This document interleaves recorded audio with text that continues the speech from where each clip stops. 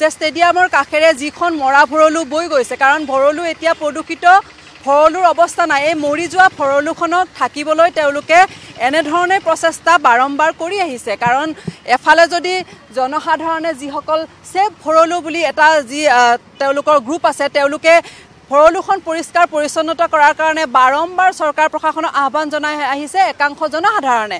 তাৰ বিপৰীতে প্ৰশাসনে বাৰম্বাৰ এনেধৰণে ভৰলু পৰিষ্কাৰ পৰিচ্ছন্ন কৰাৰ বিপৰীতে তেওঁলোকে এই ধৰণে নেট ঢাকি দি ভৰলুখনক ঢাকি দিয়াৰ চেষ্টা কৰে, যাতে লাজ নালাগে তেওঁলোকৰ, কোনোৱে যাতে দেখা নাপায়। কাৰণ এই মেচ চাবলৈ যিসকল লোক আহিব, যিসকল অনুৰাগী আহিব, খেলৰ অনুৰাগী আহিব বা দেশী বিদেশী যিসকল খেলুৱৈ আহিব, তেওঁলোকৰ যাতে কোনো পথ্যে তেওঁলোকৰ চকুত এই ভৰলুৰ অৱস্থা নপৰে, তাৰ বাবে তেওঁলোকে এই ধৰণে নেট তেওঁলোকে ঢাকি দিয়ে। নিশাৰ ভাগতেই তেওঁলোকে আধা অংশ নেট ঢাকি আনিছে। এতিয়া ভৰলুখনৰ অৱস্থাটো কি হৈ আছে, কি তেওঁলোকে ঢাকি লাজ থকাৰ চেষ্টা কৰিছে, সেয়া আমি দেখুৱাম। ইয়াত যথেষ্ট সংখ্যক লোকো আছে, তেওঁলোকে নতুনকৈ এতিয়া নেট লৈ আহিছে। তেওঁলোকে যিখিনি কাম নিশাৰ ভাগত তেওঁলোকে কৰিলে সেইখিনি তেওঁলোকে ঢাকিলে।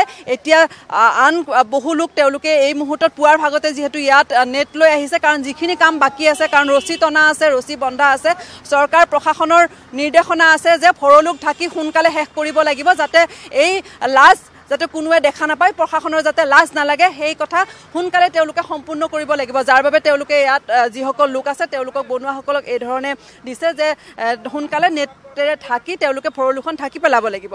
এতিয়া ভৰলুখনক লৈ যথেষ্টভাৱে প্ৰতিবাদ হৈ আছে যে ভৰলু পৰিষ্কাৰ কৰিব লাগে, পৰিচ্ছন্ন কৰিব লাগে। তাৰ বিপৰীতে মেচ যেতিয়া হ'ব তাৰ পূৰ্বে এনেধৰণে তেওঁলোকৰ ব্যৱস্থাসমূহ গ্ৰহণ কৰে। কিমানখিনি ঢাকিলা? থাকিলে মানে বেছি নহয় আৰু মোটামুটি আপোনাৰ 100 মিটাৰ গৈছে। আজি মোটামুটি 500 মিটাৰ ক্লিয়াৰে হ'ব। আজি ক্লিয়াৰে কৰিম, আজি ক্লিয়াৰ কৰিব। সকল লোক তেওঁলোকে কৈছে যে আজি যিকোনো প্ৰকাৰে ভৰলুখন তেওঁলোকে ঢাকিব লাগিব, এইখিনি কাম তেওঁলোকে সম্পূৰ্ণ কৰিব লাগিব। এয়া চাওক ভৰলুখনৰ অৱস্থা, এনেধৰণে ভৰলুখন এতিয়া মৰি গৈছে। কলা পানী, ইয়াত যি আৱৰ্জনা, সেই আৱৰ্জনাৰে ভৰলুখন ভৰি আছে। ইয়াত ভৰলুৰ সন্মুখত বিক্ষোভো হয়, যথেষ্ট সংখ্যক লোকে তেওঁলোকে ইয়াত প্ৰতিবাদো কৰিছে যাতে ভৰলুখন চাফা কৰিব লাগে। এমাহ পূৰ্বে তেওঁলোকে ইয়াতে আহি প্ৰতিবাদ কৰিছিল একাংশ সংখ্যক লোক। তাৰ বিপৰীতে তেওঁলোকে এই ধৰণে এতিয়া সেই ব্যৱস্থাসমূহ গ্ৰহণ নকৰি তেওঁলোকে পূৰ্বৰ পৰম্পৰা, পূৰ্বৰ তেওঁলোকৰ যি ধাৰা, সেই ধাৰা অব্যাহত ৰাখিয়ে এনেধৰণে এতিয়া ভৰলুখনক ঢকাৰ তেওঁলোকে চেষ্টা কৰিছে। ইয়াত লোক আছে, আমি তেওঁলোকৰ লগতো কথা পাতিম, যিসকলে দাদা আপোনালোকে প্ৰতিবাদ কৰিছিলে। ভৰলুখনৰ কি অৱস্থা এতিয়া, এই যি কাণ্ড, এই কাণ্ডক কি ক'ব?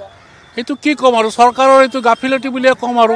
প্ৰত্যেকবাৰ আমি ইমান বছৰ 2021ৰ পৰা আমি যুঁজি আছোঁ যে ভৰলুটো পৰিষ্কাৰ কৰিব লাগে, ভৰলুক ঠিক কৰিব লাগে, কিন্তু প্ৰত্যেকবাৰে ভৰলুক ইমান জাবৰ জোঁথৰ দুনিয়াৰ স্কুৱেজৰ পানী আহি কেনে ভৰলুত জমা হয়, তাৰে কোনো ব্যৱস্থা নাই, একো ব্যৱস্থা চৰকাৰে কৰা নাই। আৰু IPL কাৰণে আকৌ যেতিয়াই IPL খেল হ'ব ষ্টেডিয়ামত, তেতিয়া তেওঁলোকে এটা গ্ৰীণ এটা কাভাৰ এটা দি থৈ দিয়ে।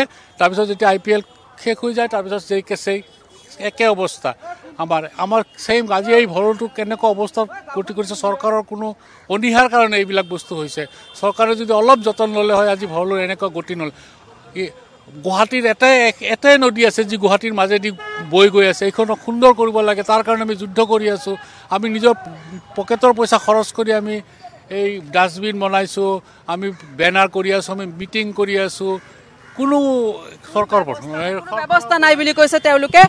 যে কলা পানী, ইয়াত আৱৰ্জনা, সেই আৱৰ্জনাৰ কুলষিত প্ৰদূষিত যি ভৰলু, সেই ভৰলুক তেওঁলোকে এতিয়া গ্ৰীণ ভৰলু কৰাৰ প্ৰচেষ্টা কৰিছে। প্ৰশাসনৰ গ্ৰীণ ভৰলু কৰাৰ তেওঁলোকৰ যি ধাৰা সেই অব্যাহত আছে। এতিয়া গ্ৰীণ ভৰলু তেওঁলোকে কেনেধৰণে কৰিছে, তেওঁলোকে এনেধৰণে গ্ৰীণ নেট আনিছে, আনি ভৰলু, কলা ভৰলুখনৰ, মৰি যোৱা ভৰলুখনৰ ওপৰত তেওঁলোকে এই ধৰণে গ্ৰীণ নেট ঢাকি দিছে। এতিয়া যিসকলে দেখিব তেওঁলোকে গ্ৰীণ ভৰলু দেখিব, কাৰণ কলা পানী, আৱৰ্জনা, প্ৰদূষিত আৱৰ্জনা নেদেখে। গুৱাহাটী মহানগৰীৰ লাজ নেদেখে, কাৰণ লাজ থকাৰ চেষ্টা প্ৰতি বছৰে এই ধৰণে প্ৰশাসনে কৰি আহিছে। IPL হ'ব, ইয়াত যথেষ্টখিনি লোক আহিব খেলাৰ। গুৱাহাটীখন খেলৰ হাবৰলৈ পৰিণত কৰাৰ প্ৰচেষ্টা তেওঁলোকে কৈ আছে তেওঁলোকে তাৰ বাবে যথেষ্টখিনি ব্যৱস্থা গ্ৰহণ কৰাৰ কথাও কৈছে কিন্তু ষ্টেডিয়ামৰ কাষেৰে বৈ যোৱা এই মৰা ভৰলু আজি পৰ্যন্ত কিন্তু তেওঁলোকে চাফা কৰাৰ বা পৰিষ্কাৰ পৰিচ্ছন্ন কৰাৰ কোনো ধৰণৰ ব্যৱস্থা গ্ৰহণ নকৰিলে যাৰ বিপৰীতে এই ধৰণে নেট ঢাকি এতিয়া লাজ থকাৰ প্ৰচেষ্টা প্ৰশাসনৰে হওক বা যিসকল ইয়াতে খেলৰ লগত জড়িত আছে তেওঁলোক লোকসকলৰ